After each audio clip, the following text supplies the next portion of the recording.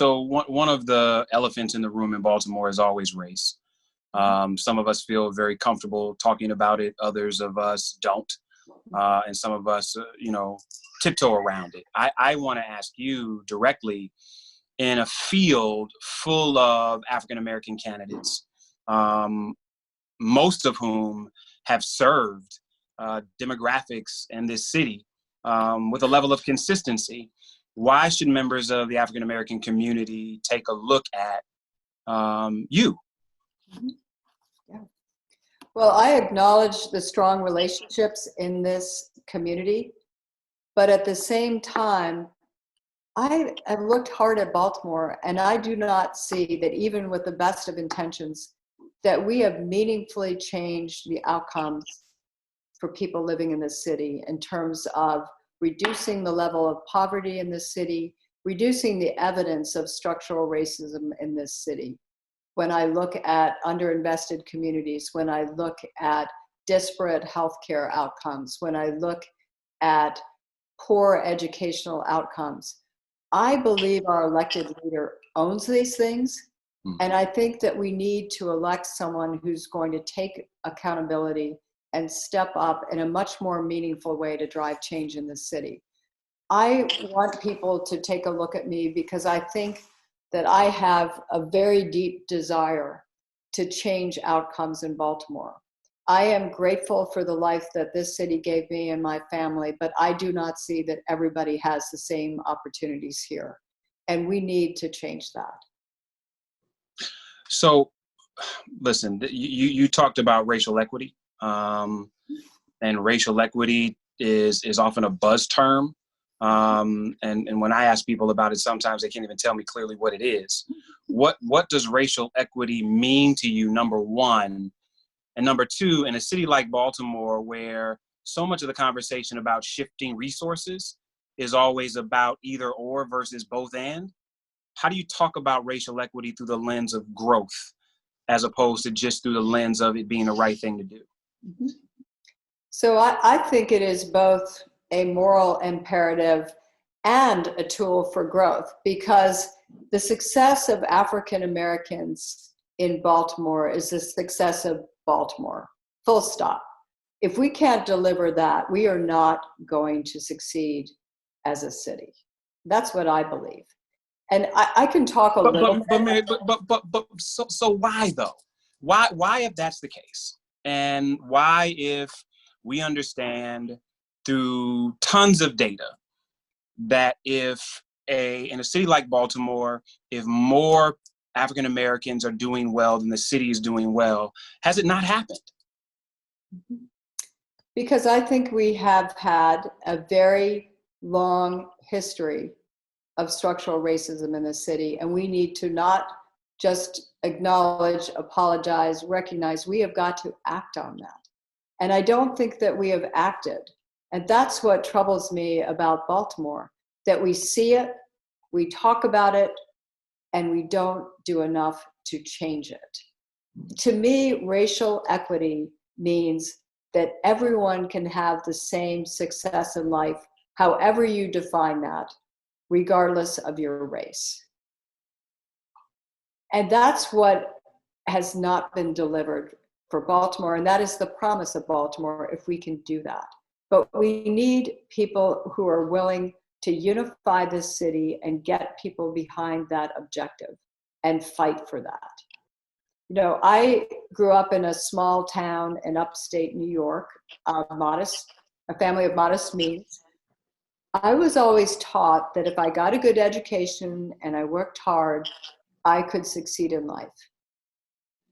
That is not true for people across this city, and we need to make that true. My mother in 1950 was 20 years old, first generation college student in her family, and she asked to integrate the dormitories at her college and to take a Black roommate because she believed that was the right thing to do. And those were always the values that I was raised on, that we need to treat everyone with dignity and respect. And when I had the opportunity to manage in the private sector I gave opportunities to people of color, to women, to put them in positions where they were visible and they were going to be successful. And I just feel very strongly that we have not done enough of that in this city. And that's what I want to do. And I assure you that as mayor, I will have the most diverse cabinet of people around me that understand these issues and that are helping drive that kind of change for Baltimore. Well, and diversity is, I think, is fantastic and necessary.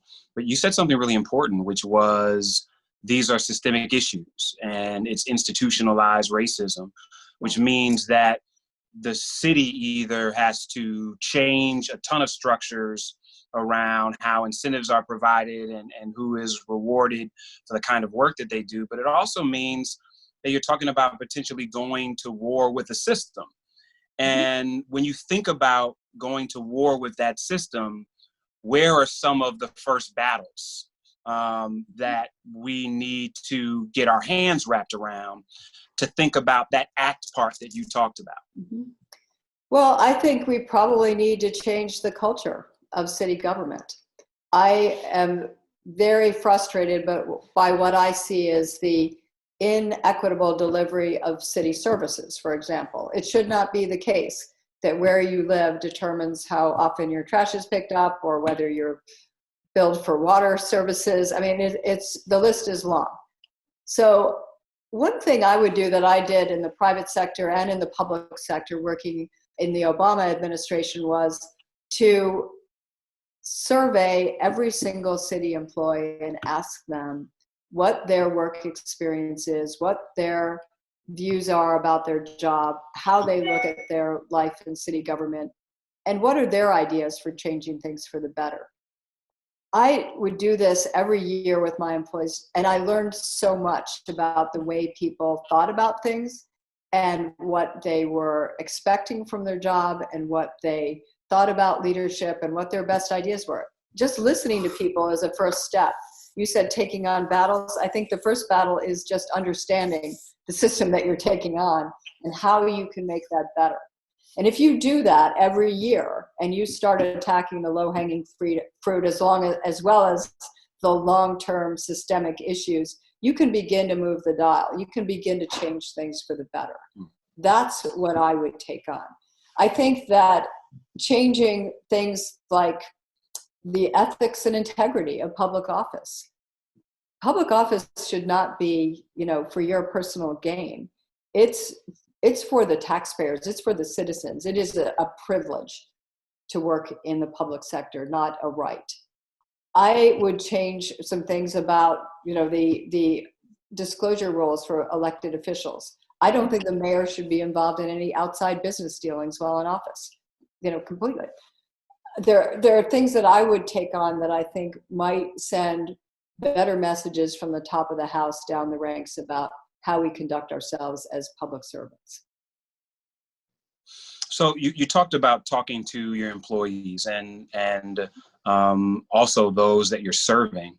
And I had Cameron, who's an African-American who's lived in Baltimore his entire life, 36 years old, let him know that I was going to be talking to you today and asked what he wanted to know. And he said, first and foremost, people want to know and feel like they can trust you and that you have their best interest, have the best interest of the city and not just gain for yourself in mind.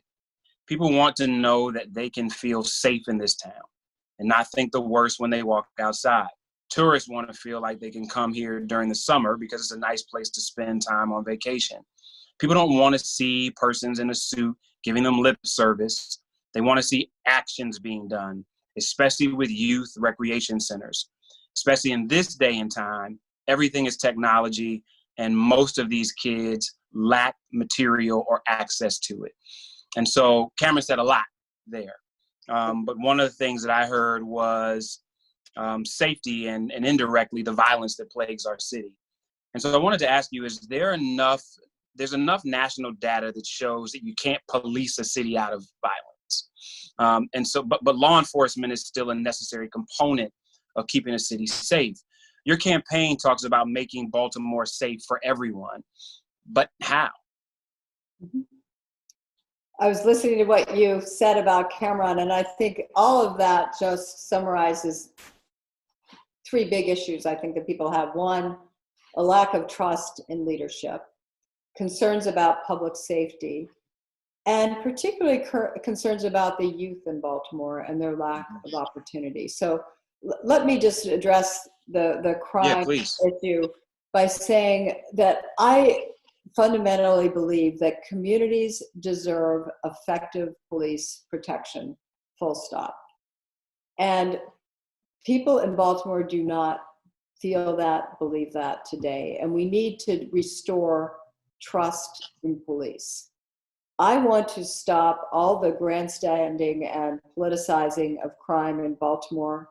I've said publicly, I want to give the police commissioner the resources and support he needs to rebuild trust in community and police, but also to bring down the incidence of violent crime. The mayor needs to take accountability for this and work with the police commissioner to get this done. We have a huge human capital problem in the police force. We know we were down hundreds of officers. This is something I think I could help with in terms of hiring, training, and retaining new police officers who can help rebuild the culture of policing in Baltimore and make the community feel safe. That is, first and foremost, the most important thing we can do to get our city to a better place. I think that we do need to use this concept of focused deterrence to find the most violent and repeat offenders and get them off the street. We also need to work with our youth to de-escalate violence. There are good examples of programs like Safe Streets and ROCA that are working very hard with youth. I think we should scale those. Where they're effective, let's put that out there in a much broader context across the city. But I always say we don't just have a crime problem, we have an economic opportunity problem. Mm-hmm. We have neighborhoods that are so bereft of services for our youth. I was visiting one neighborhood recently that has not had an open recreation center for 20 years. There is nothing for kids to do in that neighborhood. They also don't have internet access in parts, which makes it even harder to be a part of the global economy, to be a part of a learning system, to be a part of just enjoying a quality of life that people deserve. So we do have to tackle our crime problems in a very meaningful and urgent way. I wish we could bring the same sense of urgency to gun violence and addiction in Baltimore that we're bringing to the coronavirus right now. Why don't we have that same level of outrage and urgency for these things? I that's something that I would put everything I've got towards. But it has to be a fairly holistic approach where we're not just attacking crime, we're also attacking the opportunity gaps in the city so that we can bring people to a better place and reduce the likelihood of youth turning towards crime. Mm-hmm. And I appreciate the conversation around the opportunity gap, because we know that young people don't wake up wanting to commit crime. That is not something that is inherently a part of any community. And not only does data show that, but human nature shows you give someone an opportunity, they're less likely to be involved in any kind of crime. And recidivism numbers show the same thing for system impacted men and women. I guess what I'm interested in, because culture is a big thing, and changing culture, as any anthropologist would tell you, is not easy to do. And so when you start talking about changing the culture between police and citizens in this city, what are the things that have to be in place for a commissioner to have those tools? But what are the support mechanisms that a community needs to even come back to the table to say we're willing to try this yet again, when citizens feel like we've attempted this over and over and over again with the same results? Yeah. So I've spelled out a lot of my thinking on this in a document about my crime plan that's on my campaign website. But I would say probably the most important thing I see out there is resolving the U.S. Department of Justice consent decree that Baltimore is operating under right now. Because if you go and look at that, that is the roadmap for changing the culture of policing. And I think that communities are going to have enough faith to try one more time, as you say, to sit down and develop community policing plans with the police department that address their specific concerns and needs. And in my travels across Baltimore, I know that every community is unique in terms of some of the issues that are on the table for them. So I think that we're going to have to develop these neighborhood policing plans. We're going to have to work with the officers that are assigned to community. We need more officers on the streets as partners, not as arresters. We need people who are knocking on doors, checking on senior citizens, checking in with small businesses, becoming more of a force for good in these communities. And I think as we staff up, as we roll out parts of the consent decree that are critical to rebuilding this, we can do this. But it takes time to rebuild trust. I know that. But I think if we keep sending the messages and keep, calling out the good evidence. I was going through East Baltimore one day and I saw a police officer playing basketball with some kids. And it was just a nice moment to look at. And I thought, we should be recognizing things like this as well as the bad news that we get. We need to do both. And it's a process, but I think that it's something that we can all work on. Well, I know that you've got more campaigning to do. And so I appreciate you taking the time. My hope is that you continue to talk to as many citizens as possible, because we can't ask enough questions. The questions, really, the most important ones, are the ones that are coming directly from citizens, and sometimes citizens whose voices just aren't heard, or are so unique, but represent real concerns of the underheard voices of this city. So I appreciate you as you continue to engage as many citizens as possible. And thank you for the time.